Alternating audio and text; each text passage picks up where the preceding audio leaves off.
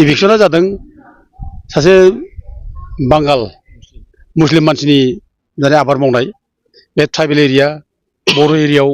जे सासे मुस्लिम मानसिया हा लानानै आबाद मावफैदों बेखौसो इभिक्सन खालामदों दा आसलथे बे बांगाला जे बेयाव हा लाफैदों बे जायगायाव आबाद मावफैदों बिनि मेइन खारनानो जाबाय बे बांगाला एक्सुवेलि दिनाजपुरनि बेंगलनि दा बियो बे जायगानि सासे गार'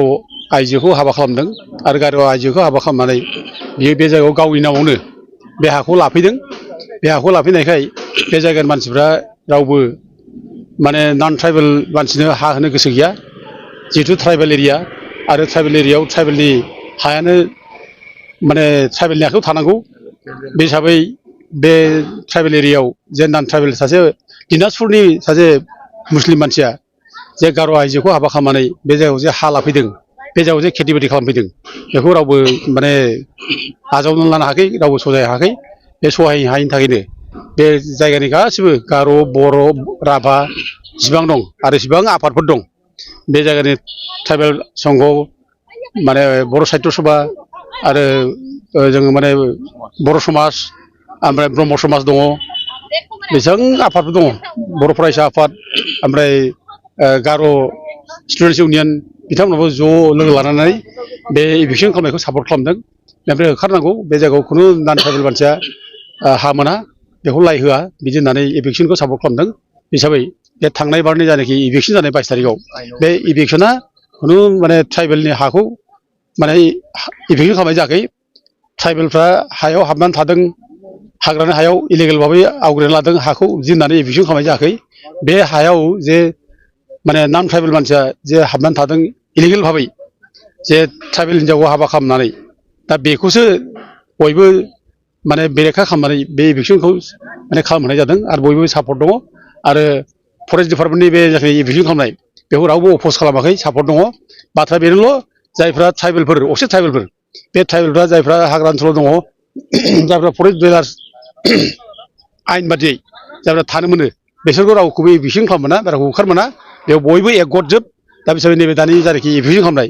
बे इभिक्सन खालामनायखौ रावबो आपत्ति खालामाखै बरंस' बेबायदि इभिक्सना जानांगौ आरो जों बयबो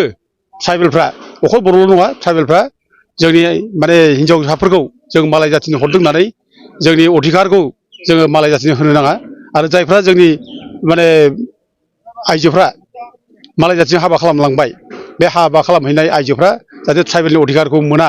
खोमानानै लायो बेनि थाखाय जों बयबो खामानि मावो दा जों बेखौ दिनै गार' स्टुडेन्ट इउनियनजोंबो जों ज' सावरायनानै बे मिटिङाव थांखि लानाय जादों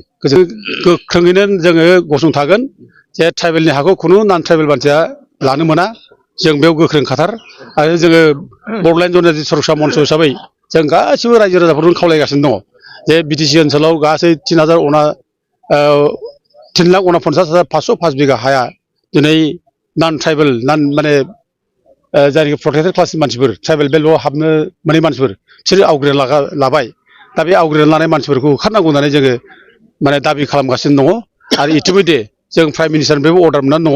जे 2014आवनो इन्डियान प्राइम मिनिस्टारा ट्राइबेल बेल्टनिफ्राय इलिगेल इनक्लुजारफोरखौ होखारनांगौ होननानै बिथोन होदों आरो बेबायदिनो जा 2019आव आरोबाव जोंहा प्रद्युत बर' होननाय सासे बेक्तिया जे ट्राइबेल बेल्टनिफ्राय इलिगेल इनक्लुजारफोरखौ होखारनांगौ होननानै केस होदों आरो जोंबो माखासे स्पेसिफिक माखासे एरियाखौ लानानै जोंबो केस होदों दा बे हिसाबै जों स्ट्रंलि गसंख्रोंगोन जे खुनु ट्राइबेलनि हाखौ जों नन ट्राइबेलनो नन प्रटेक्टेड क्लासनो जों हगार होनो हाया जोंहा जोंनि भबिष्यतनि बाथ्रा दं जों बे हायावनो थांनानै थानांगोन जों बे हायावनो थैनांगोन बे हाया जोंनि जों बे जायगानि थागिबि फिसा बेखायनो आं बयबो बर' रायजो राजाफोरखौ ट्राइबेलफोरखौ बयबो खावलायो गुरैनो जाहाथे बयबो जोङो गावनि हानि मोन्थायखौ जोङो बयबो जाहाथे माबानानै रैखा खालामनानै लायो जों हाखौ जाहाथे मालायनो रावनोबो हगारा सोरबा जुदि लादोंब्ला जों बेखौ जाहाथे बयबो ज'यै ज' लोगो लांनानै जाहाथे गाबथानानै लाखियो आं बेखौ बयबो खावलायहरो